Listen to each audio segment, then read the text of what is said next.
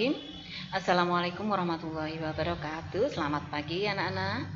Ya, bertemu lagi dengan Ibu Jui hari ini ya. Harapan Ibu kalian tetap dalam kondisi sehat walafiat dan selalu dalam lindungan Allah Subhanahu wa taala ya. Tentunya masih bersemangat pagi hari ini dalam mengikuti pembelajaran daring ya. Ingat pesan Ibu selalu tetap jaga kesehatan, jangan lupa memakai masker ketika kalian pergi kemanapun, dan juga ikuti protokol kesehatan dengan baik ya.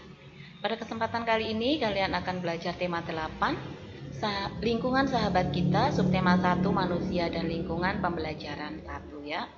Sebelum kita mulai pembelajaran, alangkah baiknya jika kalian berdoa terlebih dahulu agar Allah Subhanahu wa taala selalu memberi kemudahan dalam proses belajar kalian, dan semoga kalian juga selalu mendapatkan kemudahan untuk menggapai atau mewujudkan cita-cita yang kalian inginkan. Baik, setelah berdoa, mari kita lihat tujuan pembelajaran pada hari ini ya.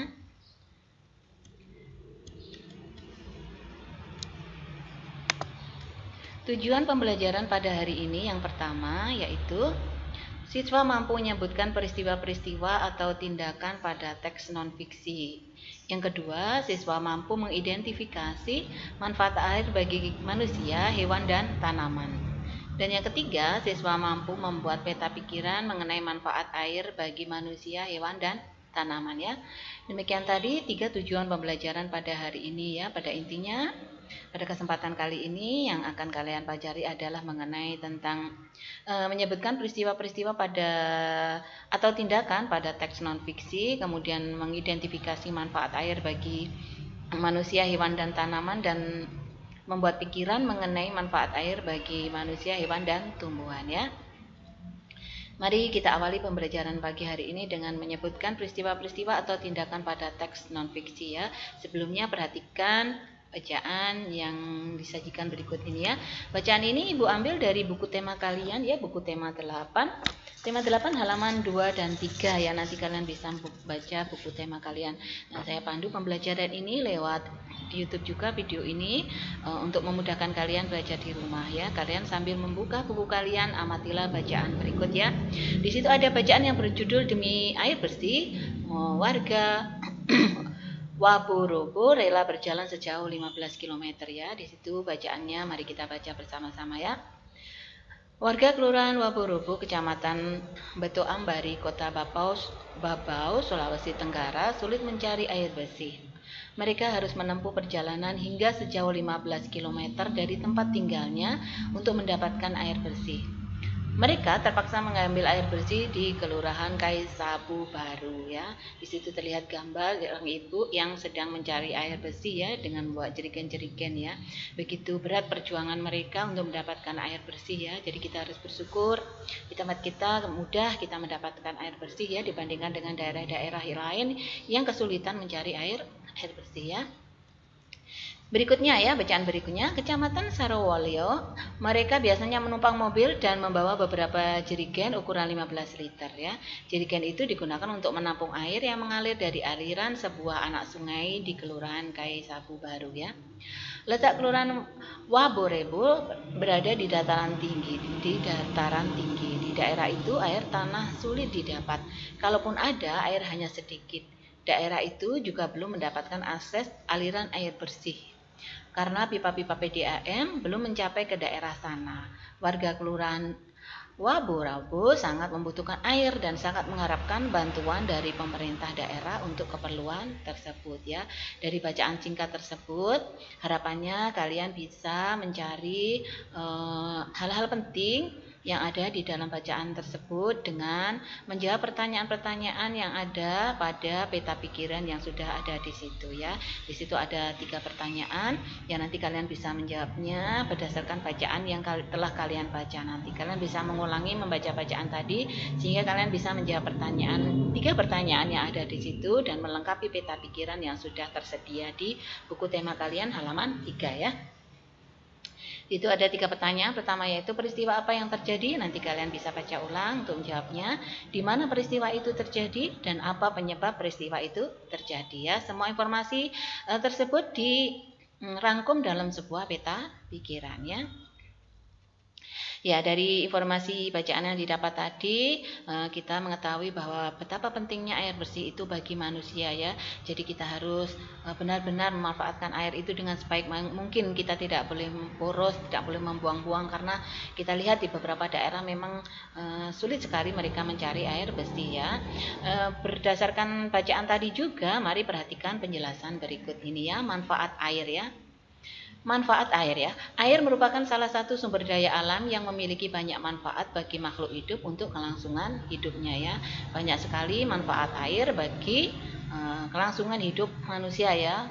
Ya, banyak sekali ya. Contoh pemanfaatan air oleh makhluk hidup secara umum ya. Manfaatnya secara umum yaitu air hujan yang meresap ke dalam tanah akan disimpan sebagai cadangan air bagi makhluk hidup ya.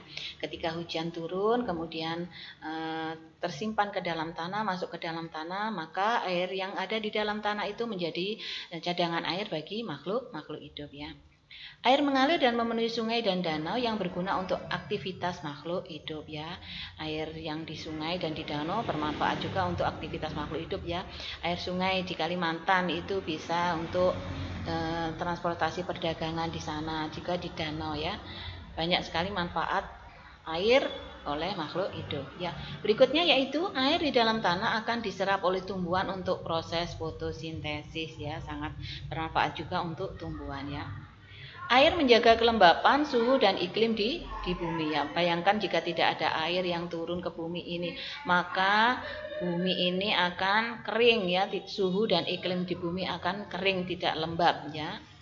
Kemudian manfaat secara khusus ya bagi manusia yaitu untuk minum, mandi, memasak, mencuci, dan lain-lainnya. Nanti kalian bisa menambahkan manfaat air bagi manusia secara khusus ya. Kemudian manfaat air bagi hewan ya. Manfaat air bagi hewan yaitu untuk minum, mendinginkan, dan membersihkan tubuh sebagai tempat hidup bagi hewan air ya. Itu tadi manfaat untuk hewan. Kemudian manfaat bagi tumbuhan ya, yaitu membantu tumbuhan dalam proses fotosintesis. Selain membutuhkan sinar matahari, tumbuhan juga membutuhkan air untuk proses fotosintesis ya. Demikian tadi penjelasan singkat mengenai manfaat air, contoh pemanfaatan air oleh makhluk hidup secara umum dan manfaat air secara khusus bagi manusia, hewan, dan tumbuhan ya. Berikutnya tugas kalian nanti adalah kalian melengkapi peta pikiran yang sudah ada di buku tema kalian. Tugas yang ada di buku tema kalian nanti kalian bisa mencari itu ada di buku tema kalian halaman 4 ya. Ini Ibu ambilkan duplik dari buku tema kalian tema 8 halaman 4. Nanti tugas kalian adalah melengkapi peta pikiran yang ada di situ, yaitu menjawab pertanyaan di situ, yaitu fungsi air bagi tumbuhan apa saja yang sudah kalian dengarkan penjelasan dari Bu Yoi tadi ya. Kemudian fungsi air bagi hewan, fungsi air bagi manusia ya. 3 fungsi air secara khusus tadi ya. Kalian nanti bisa mengulang video pembelajaran ini untuk bisa menjawab pertanyaan tadi, dan juga kalian juga bisa membaca buku tema kalian dan juga buku pendamping kalian untuk bahan tambahan ya, biar kalian memudahkan kalian untuk belajar ya. Baik anak-anak, demikian tadi penjelasan singkat atau rangkuman singkat ya. Ibu hanya memudahkan